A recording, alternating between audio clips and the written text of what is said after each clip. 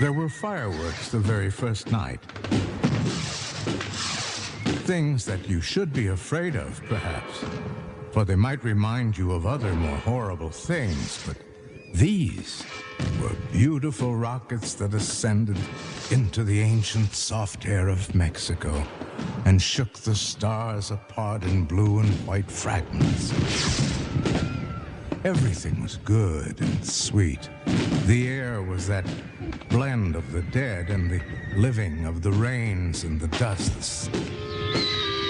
And in the shadows, with bottles of assorted liquor at his elbow, the man in the Panama hat lit a Turkish cigarette and stared into the crowd, searching. Ray Bradbury's The Fox in the Forest.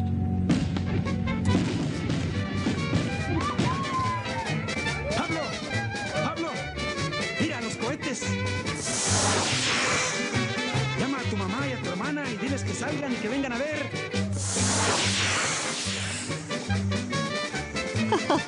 Oh, Bill, isn't it wonderful? Oh, they sure know how to celebrate down Whoever here. thought they did this back in 1938? Yes, 1938. It's a good year for fireworks and tequila. Have some more. No, I've had too much already. Here come the papier-mâché balls. Look. I've never enjoyed myself so much in my life.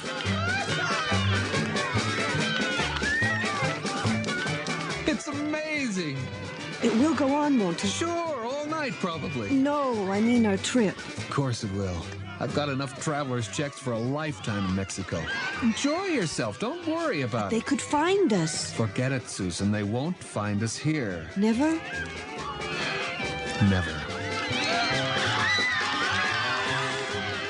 Look, they killed a bull. Let's take a look at it. Bill, that man in the cafe. What about him? I saw him in the plaza this morning. Take it easy. He's nobody. But he was in the hall last night when we went to our room. Don't look back. Keep walking. Examine the papier-mâché bull here. That's it.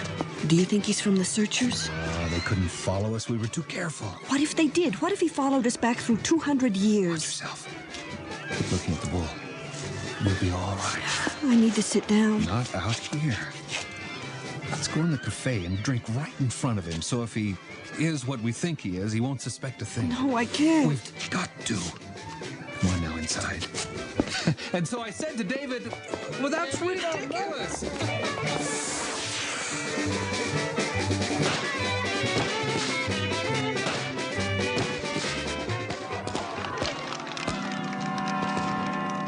We're here. Who are we? Where are we going?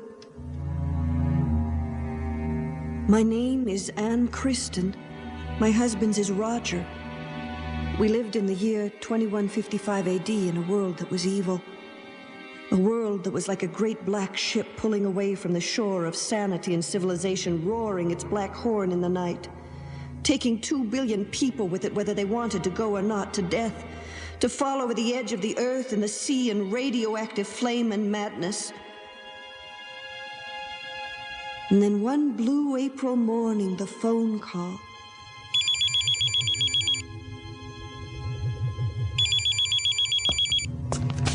Hello? Hi, Anne. This is Renee. Hey, have you heard? Heard? I mean about Travel in Time Incorporated. Trips to Rome in 21 BC, to Napoleon's Waterloo, anytime, any place. Renee, you're joking. No, I'm not. Clinton Smith left this morning for Philadelphia in 1776. Time travel arranges everything. Oh, it costs a lot, but just think. To actually see the burning of Rome, Kublai Khan, Moses in the Red Sea. But how did you hear about it? It came over the screen this morning. Let me check. Renee, it's on right now. Listen. The Wright brothers at Kitty Hawk. Travel in Time Incorporated can costume you, put you in a crowd during the assassination of Lincoln or Caesar. We guarantee to teach you any language you need to move freely in any civilization, in any year, any era without detection.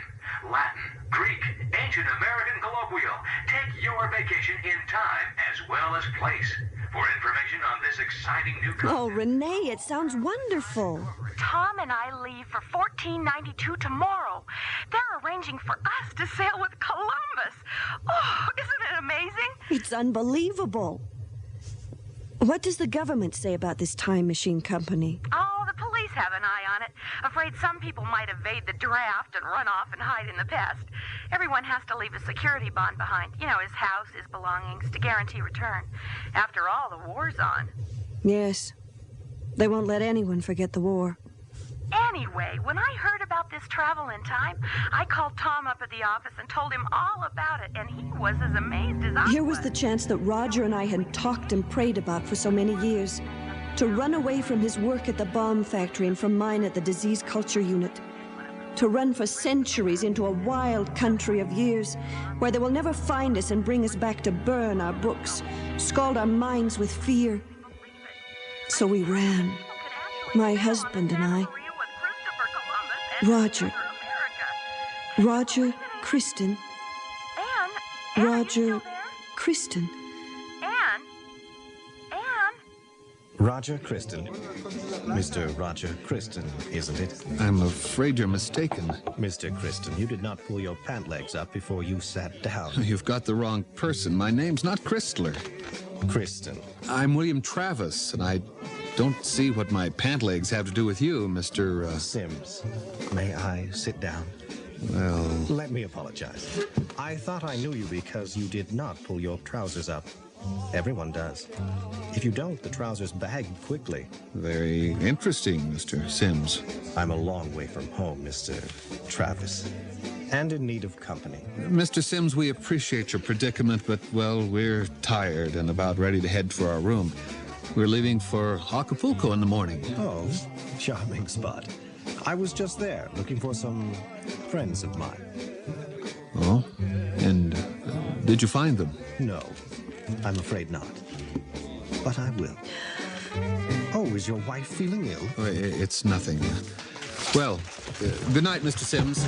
Come on, Susan. Good night. Oh, just one other thing. Yes, Mr. Sims? 2155 AD.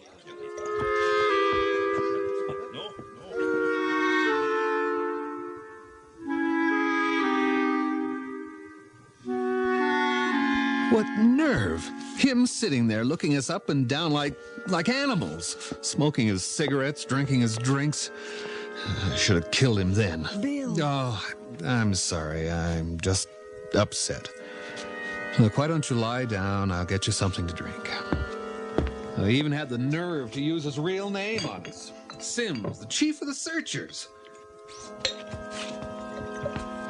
They must really want us bad if they've sent him here. Here, drink this. Thank you. And that thing about my pant legs. I knew I should have pulled them up when I sat down. It's an automatic gesture in this day and age. When I didn't do it, it made him think, now here's a man who never wore pants. A man used to breech uniforms and future styles. Oh, I could kill myself for giving us away. No, it was my walk. These high heels that did it. And our haircut, so new, so fresh. Everything about us is odd, different. And the way we drink liquor.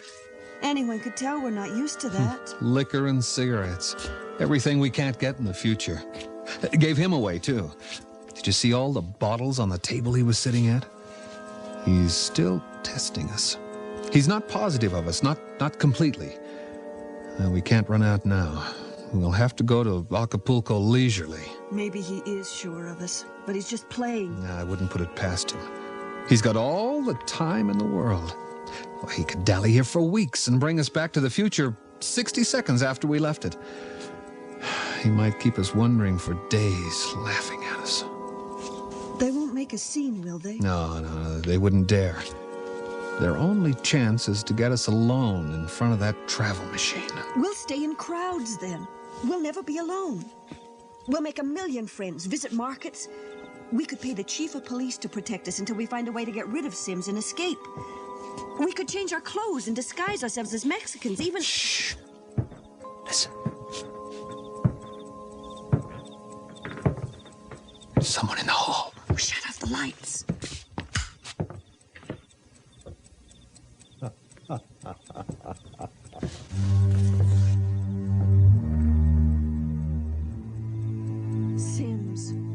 had to be him. He's gone now. They're still celebrating down there. Probably all night. Bill, that building in the plaza. What building? That one, that big one. What is it? It's a church. I thought so. I've often wondered what a church looked like. It's been a long time since anyone saw one. Would you like to visit it tomorrow? Could we? I'd really like that. Sure. First thing after breakfast. Oh, come on. Let's get some sleep. Susan, leave it. Susan? Hello? The rabbits may hide in the forest, but a fox can always find them. Susan, what is it? It was... Sims. Never mind. Go to sleep.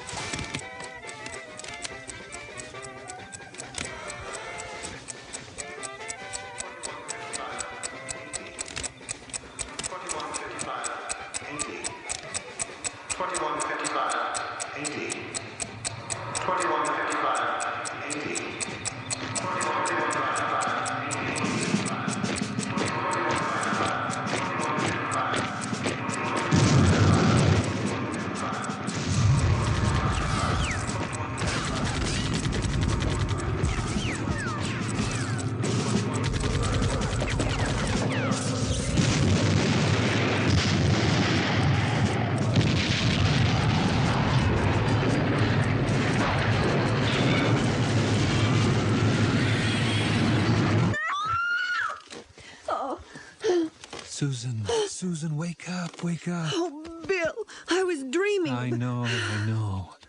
But we're here now, not there. Just go to sleep.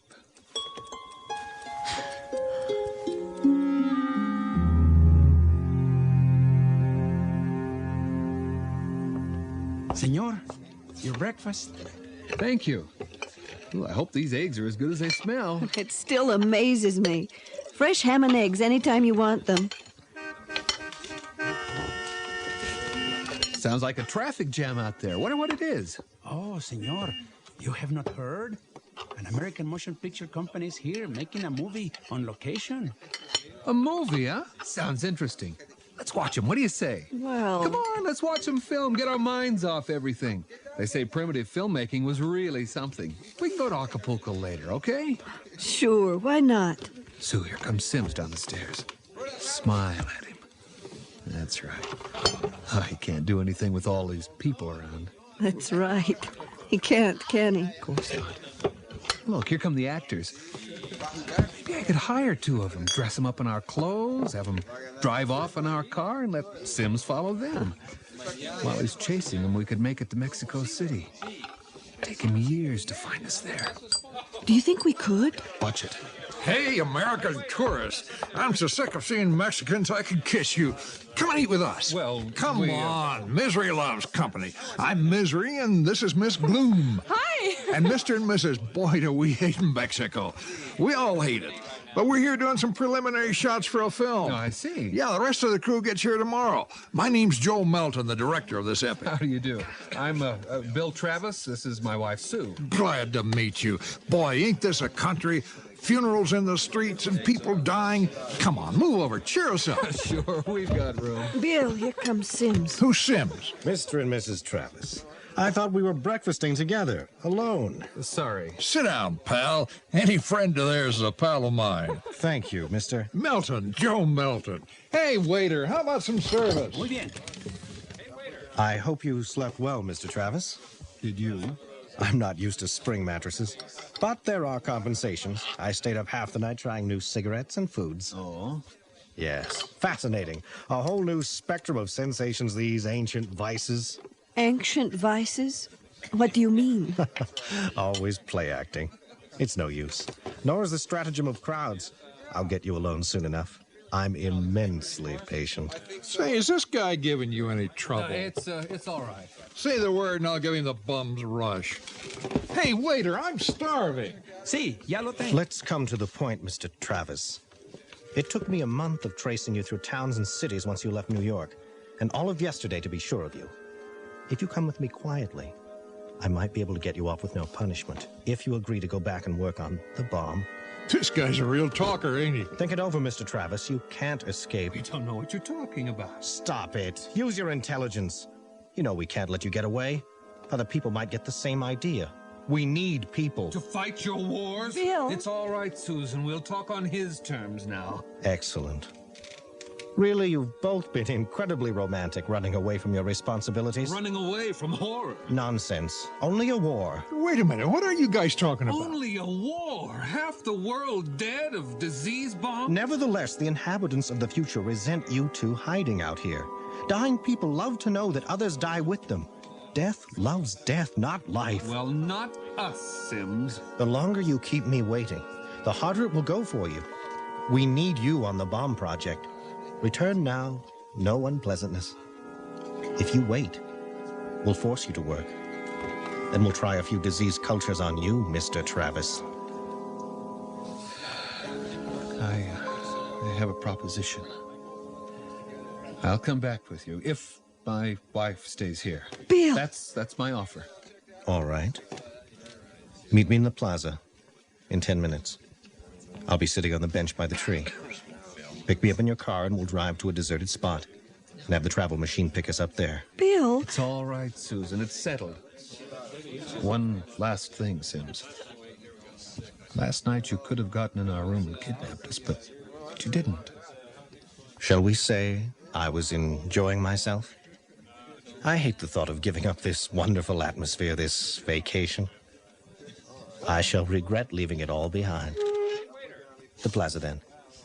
In 10 minutes. Your wife will be safe here and may stay as long as she wishes. Say your goodbyes. There goes Mr. Big Talk. Goodbye, Mr. Big Talk. Susan, wait for me on the balcony. But I can't explain. Just wait for me. It'll be all right. Trust me. Hey, where are you two going? Hey! I think so.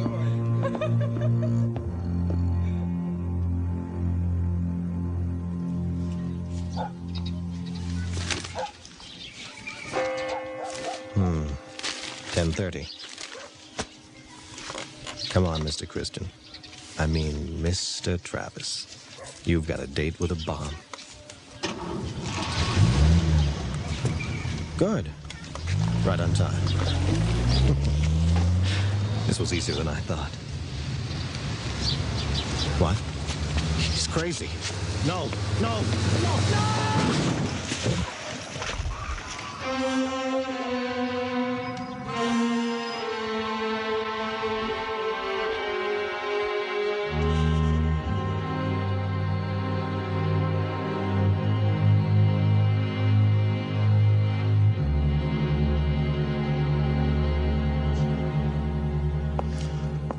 Adios, senor.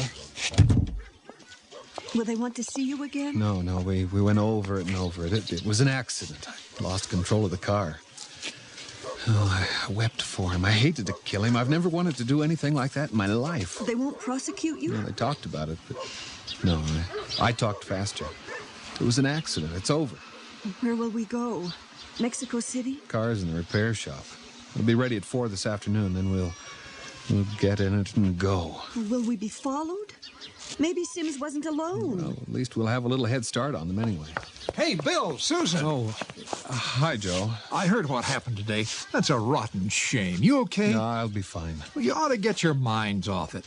We're doing some shooting up the street here. Come on up and watch. It'll do you good. I don't know. Oh, you ought to see me work, Bill. It's really something. Honey? Sure, we'll be glad to. Great. I'll see you in a minute. All right, back to work, everyone. Hey, Jack, kill that light up there, will you? Do you see anyone suspicious? No. I don't know. What time is it? 3 o'clock. Car should be ready soon. Well, let's watch Melton filming for a while, and we'll get back to the hotel and pack. Come on. Okay, let's set up this other shot. Come on. Get a move on it.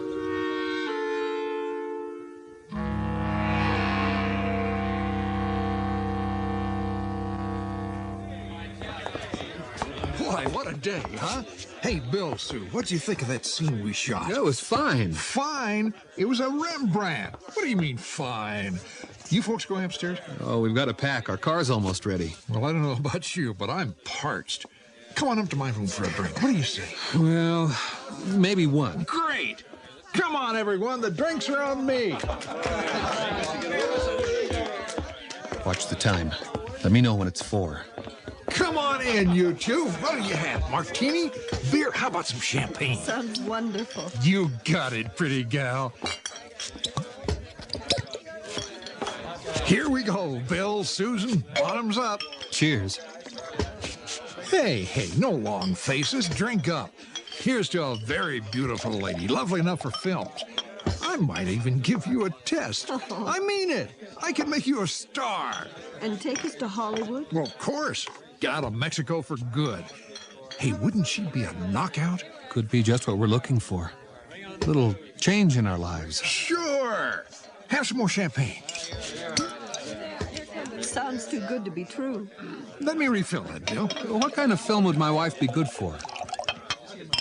Well, I'd like to do a story of suspense. Really? Absolutely. A story of a man and wife, like yourselves. Go on. Sort of a war story, maybe. A story of a couple who live in a little house on a little street in the year 2155, maybe. This is ad lib, you understand, but this man and wife are faced with a terrible war.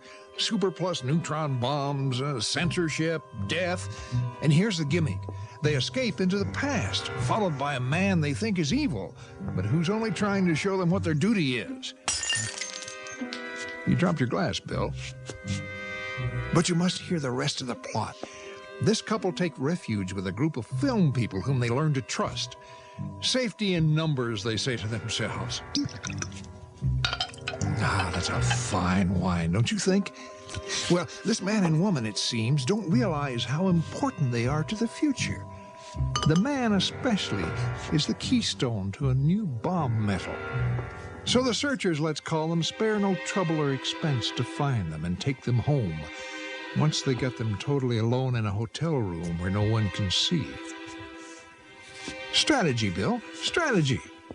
The searchers work alone or in groups of 8.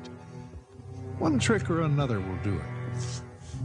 Don't you think it will make a wonderful film, Susan? Don't you, Bill? Well, you... A gun! Stay back! Get him!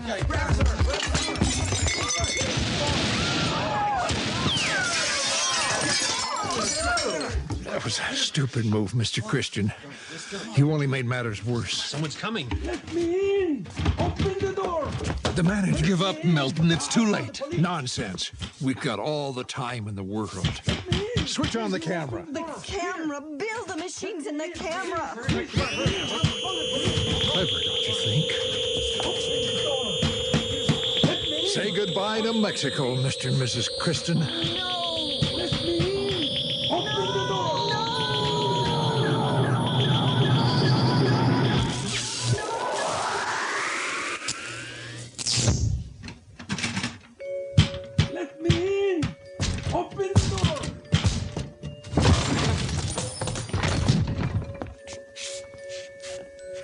But they were just here. We heard them. I saw them come in. Now it's empty. Es imposible. Quickly. Oh, Santa Maria, we must summon the priest and have him sprinkle the room with holy water and give it his blessing. What should we do with this? What is it? Bottles and bottles. Cognac, vermouth, tequila, Turkish cigarettes, and hundreds of cigars. Throw them out. Throw them out.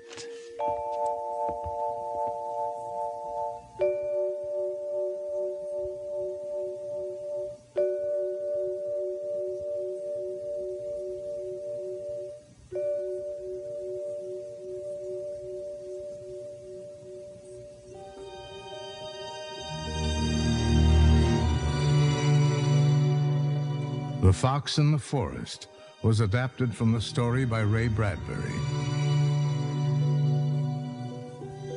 Featured in the cast were Neil Barth, Barta Heiner, Linwood Thompson, Jay Bernard, and Janet Swenson.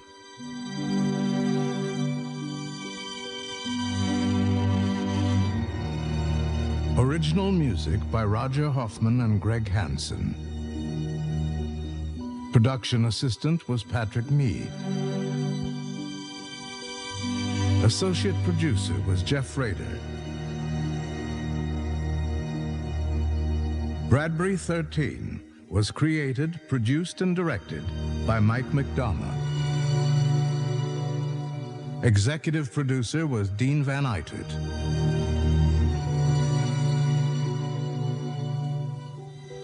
This program was produced with the funds provided by the Corporation for Public Broadcasting through National Public Radio Satellite Program Development Fund.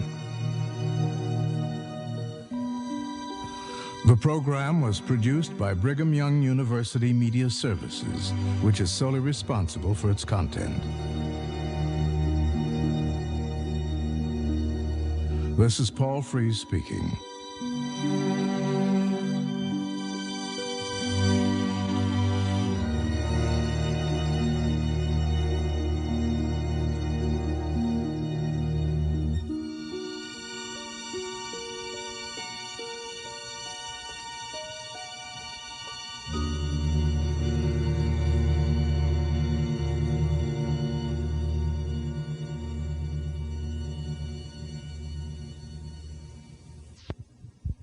This is Ray Bradbury.